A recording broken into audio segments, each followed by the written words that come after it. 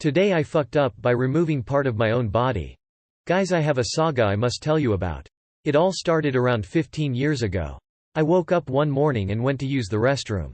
Had a super itchy spot on the inside of my right thigh, high up on my leg right next to the undies line. After it itched for several hours, I finally decided to investigate the area. Found a large blackhead and promptly squeezed it out. The end. Except it wasn't. A couple months go by and the itching is back. I didn't remember the initial blackhead incident at this time, so I didn't investigate the area for a day or two. When I finally did, I found a small skin tag had developed. Guys and gals, this is right in the area that chafes every time I take a step. It's uncomfortable. Over the next decade it grows from about 1 mm in diameter to a healthy 4–5 malams. Luckily it's not too horrible, so I just dealt with it daily. Until about a week ago. We go to Vegas. If you've never been, it includes a ton of walking. As in probably about 10 miles a day on average. We are there 4 days total. So I can tell it's been getting more uncomfortable as the days pass on our vacation, but I hadn't looked at it until the night we got home. I open the inside of my leg to see what looks like an engorged tick. No longer a deflated 4–5 mallam, this motherfucker is a fat goddamn 8 mallam. He's purple, he's angry, and holy moly is he painful. I know I need to do something, but I don't know what. I'm desperate. Sue. I tied some floss around it as tightly as I could a day and a half ago. A day passes with no change. I tie another piece of floss around it, this time tighter than the first. It hurt so bad, guys. I swear it had its own central nervous system at this point. It might have even grown a small brain. I'm certain it cried out when it was cut off from the main blood supply. This morning it was crusty and black. I tried to pull it off, but it was still tethered to my healthy skin. I knew what I need to do. I grabbed the nearest pair of scissors and sheared it right the hell off. The blood. Jesus, the blood. I'm fairly certain I could have lost an arm in a car accident and bled less. No amount of pressure is making it stop. Who knows, maybe it had grown so strong it had taken over my blood-making abilities for itself and I'm doomed to a death I unwittingly chose?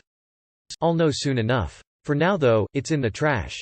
I feel like 92% if the man I was last week. 15 faithful years of partnership and now it must make its own way in life. At this point I know it'll be just fine. Probably was just ready to spread its fleshy wings and succeed. Maybe as a professional stock trader, or perhaps a politician. As a meaningless chunk of flesh it'll fit right in. I do feel as though a small, swollen part of my soul is gone. It's true that time heals all wounds. But I wonder if someday it'll find itself looking out a misty train window and think of me. I shall do the same someday. Godspeed, Mr. Tick-sized skin tag. Godspeed. Too long did not read. I parted ways with my 15-year-old skin tag and wish him nothing but happiness. Don't worry. It'll grow back. See a doctor about these things so they can properly remove it permanently and with way less risk of infection to your groin area. They're right when they said men will do anything but go to a doctor. For next time, if it's still small, there's these at-home kits you can use to almost painlessly remove a skin tag in just a few days. Please go get that checked out. What you described, growth color, itchiness, could be cancer. I'm not trying to scare you, but for your own peace of mind go to a doctor. Absolutely pissing myself laughing at this very well-written tears of joy. Today I fucked up getting to know a girl before trying to sleep with her. The other night I, 28 male, was planning to hook up with a girl, 25, I recently met online. To avoid using her real name, I'll call her Winona. The two of us were on the same page about what we wanted from each other. Sex. Nothing more. Nothing less. I showed up at her flat with pizza and condoms. We shared the pizza while getting to know each other a bit better. Not gonna lie, she was ticking all the boxes for me. Even though our agreement was sex only, I was low-key beginning to imagine myself potentially spending more time with her. At some point Winona and I discussed what we did for a living. She said she worked as a cosmetologist. As someone who not so long ago applied for a web design course to upgrade my skill set, I asked Winona if she had a website to showcase her work. I was just curious. Winona said all she had were before and after pictures of her clients on her phone. I literally almost choked on my pizza when Winona suddenly shoved her phone in my face and showed me the pictures. Her clients were dead people. Deceased. Departed. No longer among the living. Winona worked at a mortuary.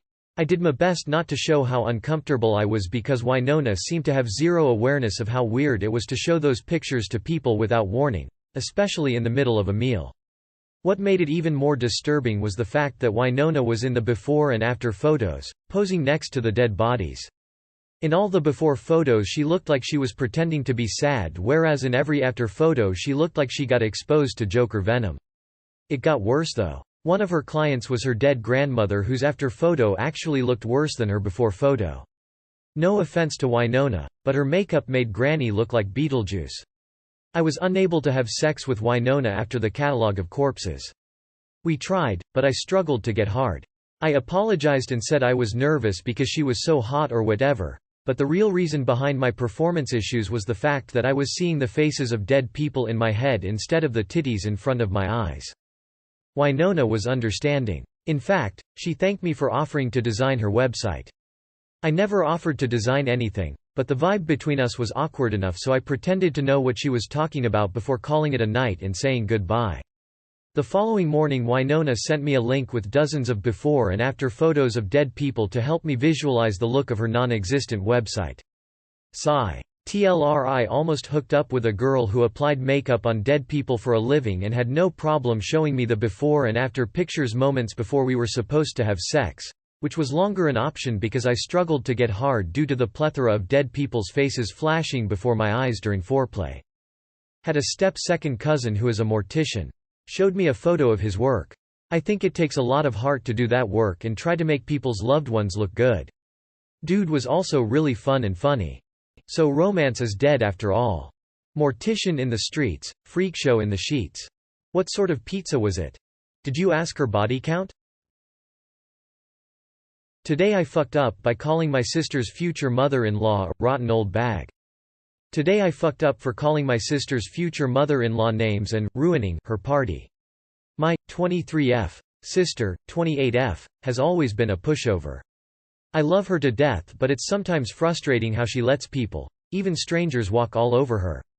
She complains and cries to us behind door but isn't able to defend herself upright ever. We all do our absolute best to be there for her, but sometimes it's hard to not be frustrated. She has been engaged to her fiancé, 30M, for about 2 months now. My family wasn't happy with this development as we could see how badly his fiancé's family treated her even before the engagement. They have called her in the middle of the night to take care of his grandma or pick groceries or medication or whatever because apparently no one could despite his older brother and wife living with them and not working. They started dictating her going outs because to be married woman she shouldn't behave a certain way or go out certain places or meet certain people. My sister would literally wear her work uniform, leave the house, then go to our aunt's house and stay there all day because if they knew she was with at ours they'd call her up for favors. We live fairly close and one of our neighbors' boars is related to the fiancé. Today the future mill had thrown a party in celebration of something and we were invited. We were there 20 minutes and she started grilling my sister to do this and that. Whenever we tried to say something my sister told us not to mind it, so we kind of held it in. I was losing it already, but I snapped when I heard the fiancé's mom, sisters and aunt gathered together chatting and laughing, then went on to making fun of my sister. I won't mention everything, but I called her stuff along the line of a loose woman who is too desperate. The to-be mill said she would take time and whip her into the perfect deal. I walked up to them and asked loudly what they meant. And I didn't let it go when they tried to deflect. I probably insulted them, their ancestors, their predecessors, their husbands, their family and their lifestyle. My sister was desperately trying to calm me down, but I grabbed her arm and dragged her alone and told my family to gather their things and drove us home. When we got home, no one said another word. My sister didn't blame me at all and just excused herself to her room. I frankly don't feel bad about what I did, but I do feel bad for my sister. I know I have hurt her, but I was just at my wit's length listening to them chat shit about her. It went to a spiral of what they would say in a more isolated meeting or how they would treat her once married if they're already horrible so confidently out in the open. I don't regret it, but I feel some sort of guilt. IDK what to do. Too long did not read. Today I fucked up blowing up at my sister's future in-laws for making fun of her. Honestly doesn't sound like a fuck up. I'm glad your sister has you on her side. Not a foo, you should be proud. Now you just need to talk it out with your sister. Try to get her to go no contact with that bunch of assholes. You did the right thing. Now do her fiancé. He's the one who needs to say that stuff to his family if he really loves your sister. You did the right thing. Someone needed to stand up for your sister before she subjects herself to a lifetime of their abuse. Today I fucked up by not paying attention when wiping. So here we go. For a bit of context, I am just about to finish a hellish 2-hour workweek. I am truly exhausted, falling asleep spontaneously throughout the day, sometimes with my eyes open. My diet has been just awful and I haven't been able to look after myself at all. Long story short, my body is in tatters. So this morning I rise at my usual time and feel I can go to the gym, try and get a bit of normality back into my routine. I head to the kitchen, have some breakfast and guzzle down a double scoop of pre-workout to help me get going. As I leave, I throw away the containers from last night's takeaway. Remember this, as it will be important for later. I hit the gym. I feel like death, but I push through as best I can, and I call it when my little tummy starts to tell me, "All is not well down here, bosses." I listen to my body and I head home. I make it to the toilet. The caffeine and motivation had worn off and there I sit, upon my throne, my ass falling apart like a wet newspaper, tears in my eyes. It's okay, dude. One more day and you have a break. You can rest tomorrow, I tell myself. I look at the shower. I've been on the toilet for nearly 20 minutes. My legs are dead, but I have to flush the honey chili chicken, silly amounts of coffee, and pre-workout fueled mess I have created. I must make it to the shower. I can wash off this filthy feeling and get back into bed for an hour. I finish my ablutions. I wave goodbye to the contents of my haggard body as I make my way to the shower. But what's this? An itch in my nose. My left nostril, to be specific. Without thinking, I jam my little finger up in there and have a good dig about. I smell. What's that? No, it can't be. It dawns on me, the all-too-familiar smell of shit. I look at my finger in disbelief. I washed my hands. How has this happened? A streak, nay, a nugget of poop with the consistency of hot tar has just been lodged in my nostril. My eyes begin to burn. Remember the chili chicken takeaway? Can I smell it, you ask? We've gone beyond smell. I can fucking taste it. I retch, but not too loudly. My partner is asleep and God forbid I wake her because I have just wedged my own shit in my nose. Frantically I get the shower head and body wash, to try and flush out the dirt from my poor nostril. I finish my shower, but I am shaken. Here I lie, in bed, my nostril burning from the cleanup and a strong sense of disgust washing over me. I've got chili in my eye before. Who hasn't? Hell, I've even managed to get a bit of toothpaste in my eye before. But this is a new one. I feel like a literal shit-brain zombie. Have a blessed Monday, internet people. Too long, did not read. Didn't pay attention to correct hygiene as a result of exhaustion. Rammed my own poo up my nose. The hell job do you do that is working 2 hours in 7 days? I'm sorry, that really stinks. I'll be saving. Ass falling apart like a wet newspaper, to use with, like opening a box of pigeons.